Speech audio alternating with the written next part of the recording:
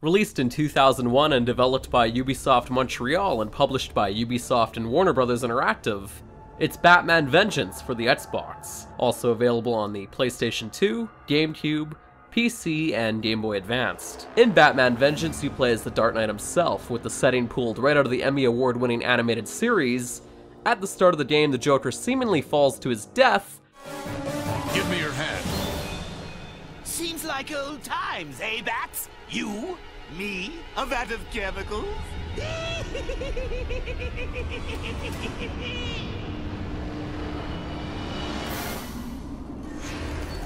You're slipping, Joker. Oops. All right, Bats. You win.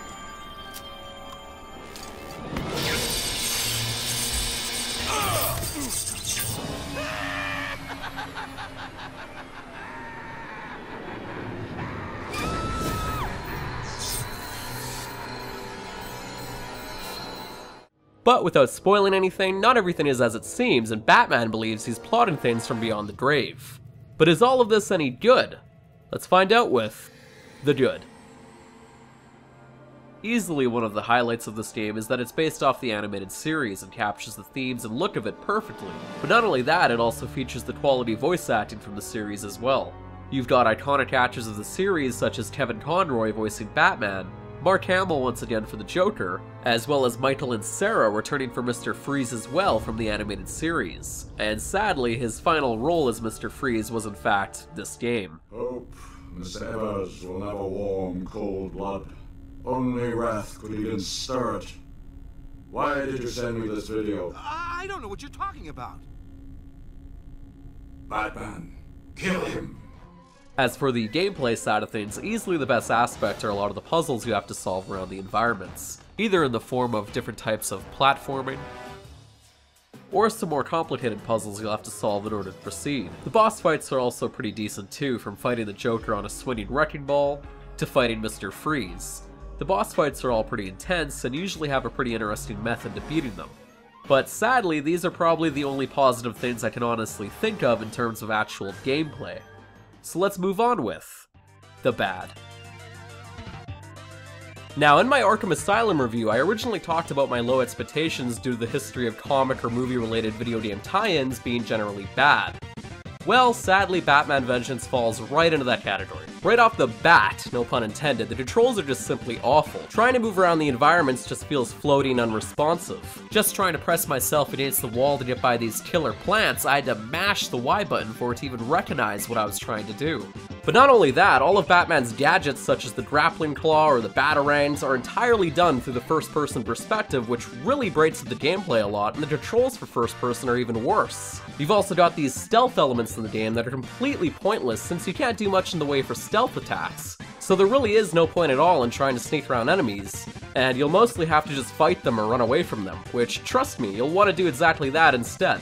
The combat is almost set up like a fighting game, and you pretty much just button mash to win. But what's really awful is, if you get more than one enemy fighting you, you're gonna get your ass handed to you, since the game automatically locks you into fighting one enemy at a time. Apparently, Batman in this game can't seem to handle group fights. But worse yet, after defeating someone, you have to use your handcuffs, otherwise they'll get up again 30 seconds later. And you only have up to 3 handcuffs at a time. But, to be fair, you can find them around the environment pretty easily. However, the camera is also pretty awful as well, and likes to switch into cinematic view every now and then. And most of the time, it's usually stuck in a set position, and you have to press the left bumper in order to set it where Batman is looking at. So expect to press the left bumper quite a bit and have a number of frustrating platforming segments where you can't even see what you're jumping at. But probably the worst offender of this game are the vehicle sections. But primarily the Batmobile section. You basically have to chase down this car trying to get away from you, which seems simple enough, but then you have to deal with the quick time events to turn around each corner by pressing either the left or right bumper, all while avoiding vehicles as well as these weird bomb plant things. Oh, and not to mention, if you even get hit once by a bomb or hit a car or miss a turn, even once, you've lost. You'll instantly lose if you miss a turn, and if you get hit by a bomb or bump into a car, the Batmobile slows down to a crawl, and you have no hope in hell of catching up to the car, and it'll simply outrun you. There isn't any rubber banding at all to help you catch up to it, so it basically then becomes a matter of trial and error. I personally spent over 30 minutes just trying to beat this one segment. Not to mention the Batwind segment. These are easily some of the worst moments of the game that had me even quitting at one point and taking a break for a day. But now let's discuss The Ugly, where we discuss the graphics, technical aspects, and general presentation of the game. Overall, for a 2001 release, Batman Vengeance looks pretty damn good and captures the look of the show perfectly. The environments look believable enough to be right out of the animated series, and the animations are decent enough. The FMV cutscenes are also pretty spectacular, and from the response of critics in 2001 from what I read, they were considered some of the best to date for the current gen of consoles in 2001. And it's pretty easy to see why. The burning! The burning! Help me!